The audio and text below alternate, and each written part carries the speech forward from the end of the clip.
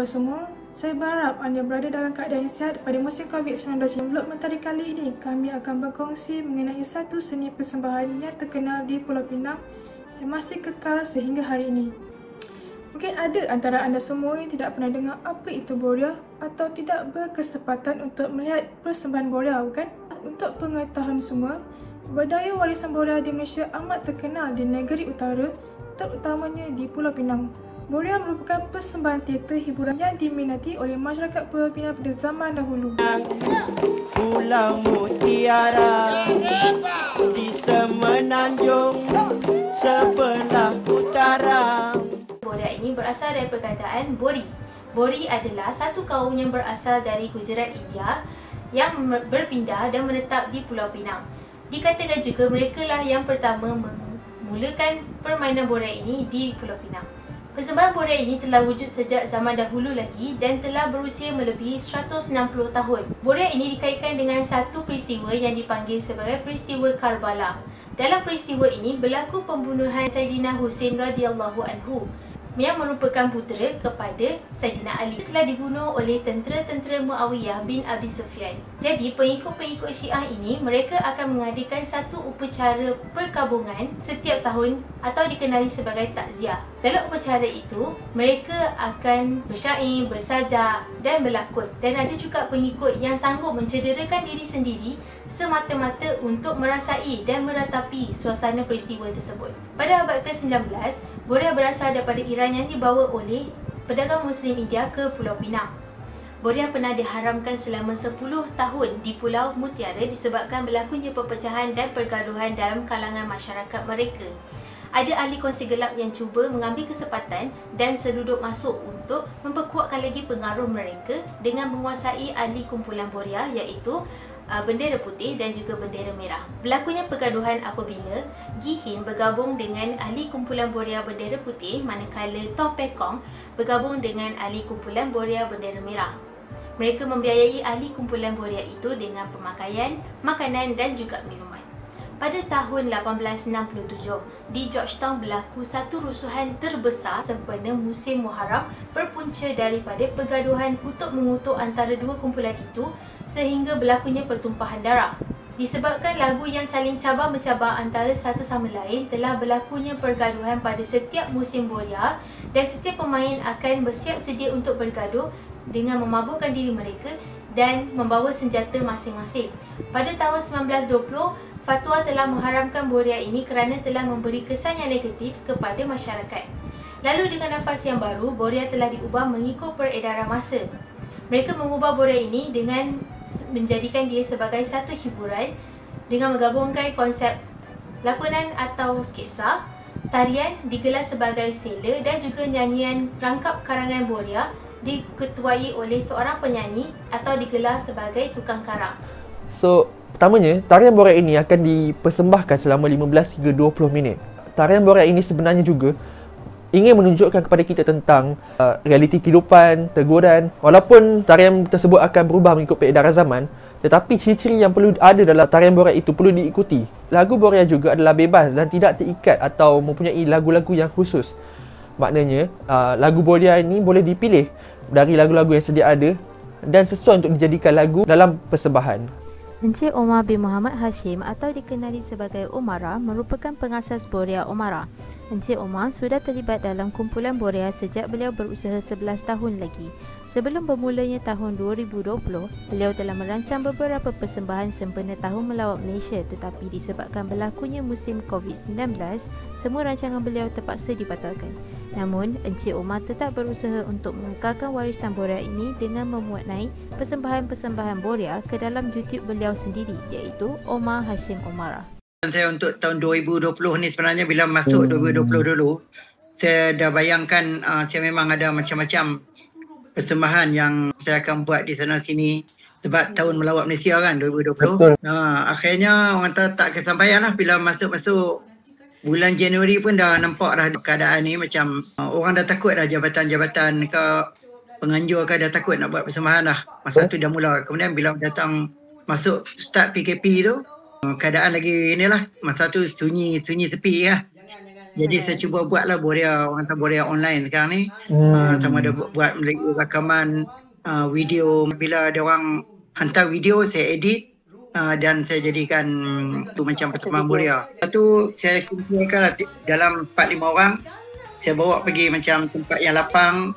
Sebab kita Borea ni memang perjalanan sosial. Sebab Borea ni dia tak rapat, dia duduk renggang-renggang tau. Jadi saya buat persembahan, saya rakam video. Dan video tu saya masuk dalam YouTube.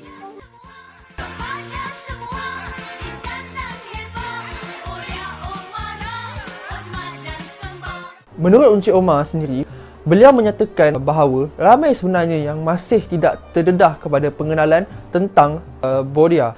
Beliau juga menyatakan bahawa terdapat program-program yang telah dijalankan oleh kumpulan beliau dalam mempertahankan seni warisan budaya Borea ini kepada masyarakat di seluruh Malaysia, di samping mengekalkan keberadaan warisan Borea di Malaysia. Tarian Borea ini mampu memberi kesedaran kepada masyarakat setempat dalam membentuk masyarakat yang baik.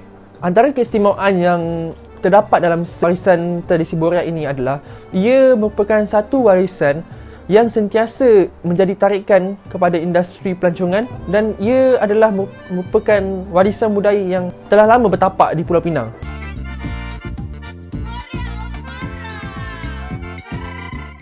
Di dalam persembahan Borea ini, terdapat beberapa watak penting yang memainkan peranan bagi memeriahkan persembahan Borea. Watak utama ialah tukang karang atau digelar sebagai leader. Tukang karang ini yang akan mengetuai persembahan Borea ini diikuti oleh seller, iaitu penyanyi dan penari latar. Syahira merupakan salah seorang pemegang jawatan tukang karang.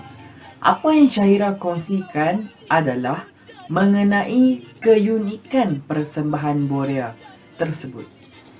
Teknik nyanyian, pakaian dan peralatan yang digunakan dalam persembahan Borea.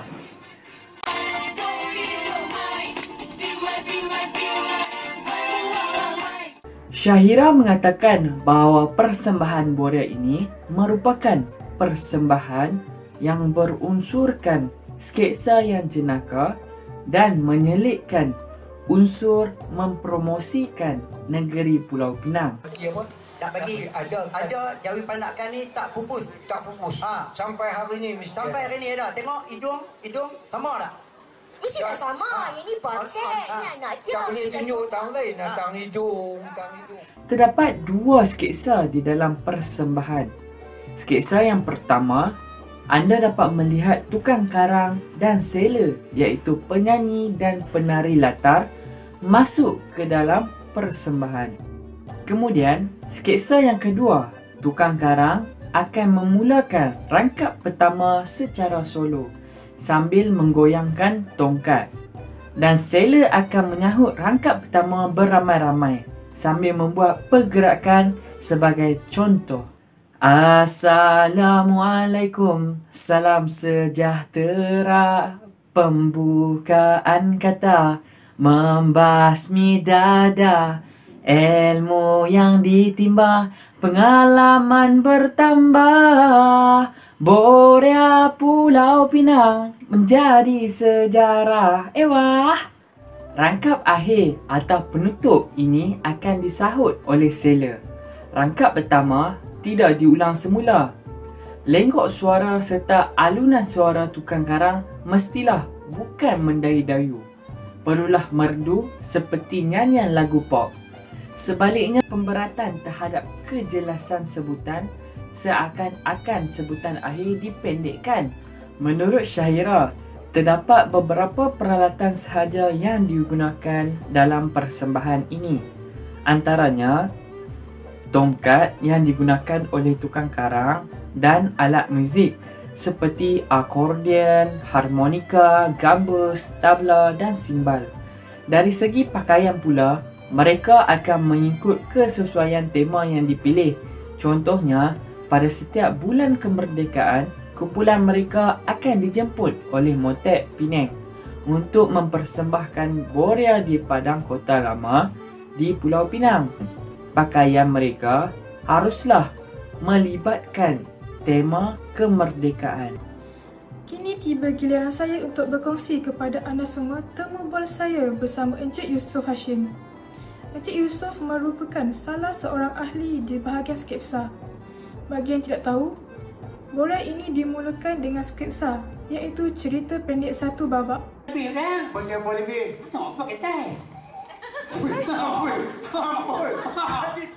Beliau merupakan seorang pelukis kartun dan juga seorang pelawak pada tahun 30-an. Jadi daripada rangkaian itu, beliau rajin mencipta sketsa untuk dijadikan bahan ketawa.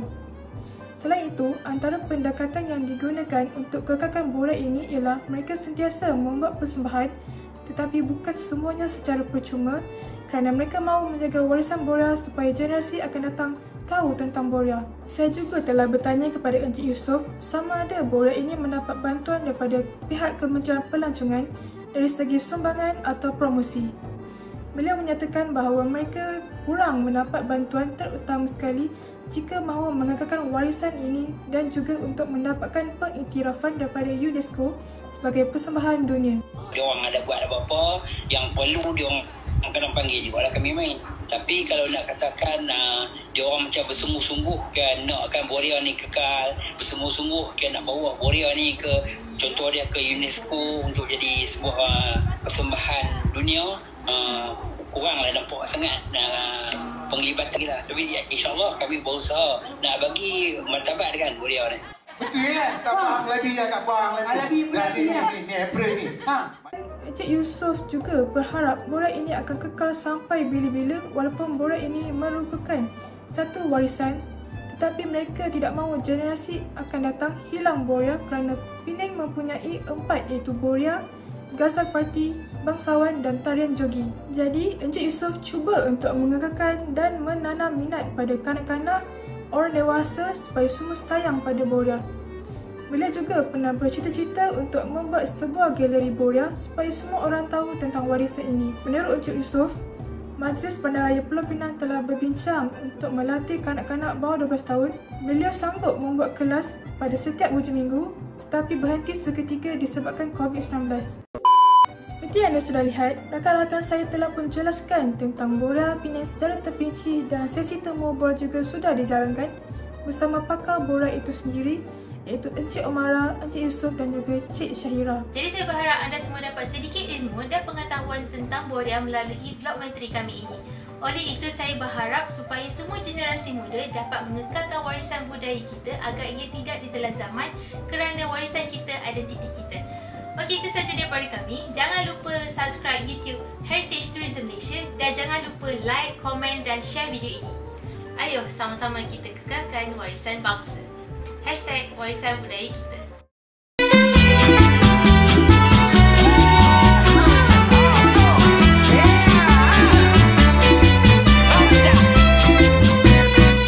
Mari kawan-kawan kita bersama di bawah cahaya bulan purnama ke rumah Tok Penghulu orang ternama, penduduk dijaga adil saksama. Mari kawan-kawan kita bersama di bawah cahaya bulan purnama ke rumah Tok Penghulu orang ternama, penduduk dijaga adil saksama. Tok Penghulu suami isteri, senyum ketawa berseri-seri. Sembah kami menyusun jari, dari jauh datang kemari. Mari kawan-kawan kita bersama di bawah cahaya bulan purnama ke rumah Tok